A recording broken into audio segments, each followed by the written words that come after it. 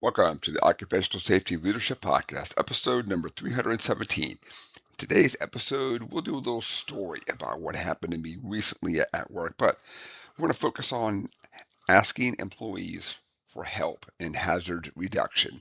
So sometimes as safety professionals, we get a little cocky and we think we know how to solve it and we're going to order parts and we're going to do stuff then. And for the most part, we do a really good job. But there's times where we need to seek help. We also need to seek a second opinion at times too. So, before we get started, if you get anything from this, like, subscribe, send this to fellow safety professionals. I'm going to continue my mission. I want others to be a better safety professional than I was. So I want folks to learn those lessons that I learned the hard way.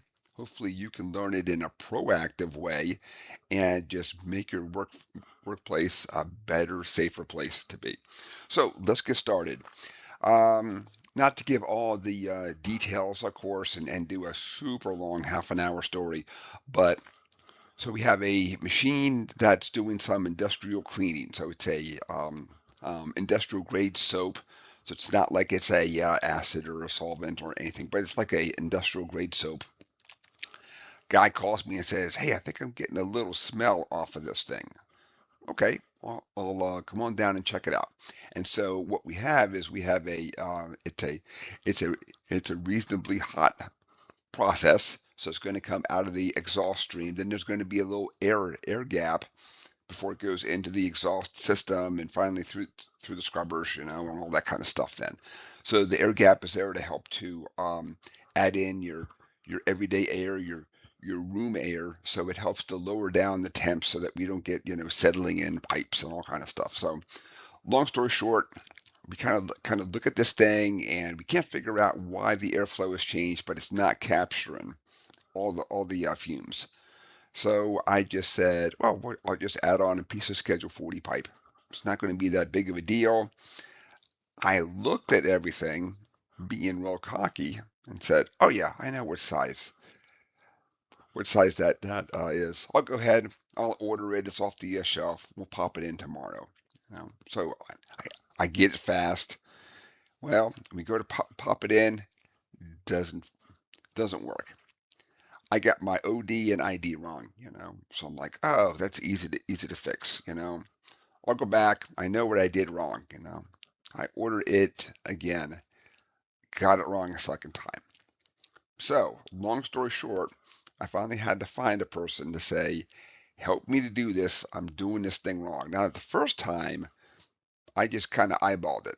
There's no measurement involved. I was really sure, oh yeah, I can do this. Second time, I measured it and I got it wrong again. And I'm like, I got to find somebody with the competence who can do this. I'm obviously not doing something right in this thing. Guy came over, eyeballed it, and said, "Oh yeah, it's this."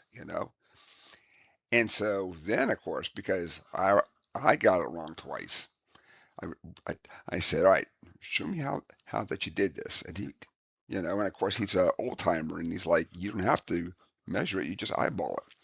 So I asked him to get out all the stuff. We measure it, we go through it. Long story short, he just eyeballed it and was 100% right. Now, of course, this guy had been working with pipe for 40 years all day. So he's got a lot more competence than me, who has never worked with pipe and just thought, oh, well, I'll just look at this thing.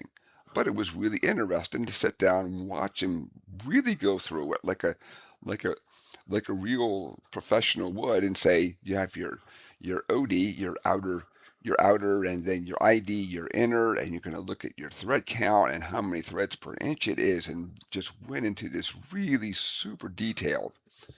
Ordered it up, got it the next day. Everything worked. But so one of the morals of the story is I got it wrong the first time, and that's a ding on me because I shouldn't have been so darn cocky. And then what I should have done the second time, found somebody to verify it. Maybe not do it for me, but come by, verify it. Did I do it right? You know? So not asking folks to do it for me, but just verify that what I did was right then.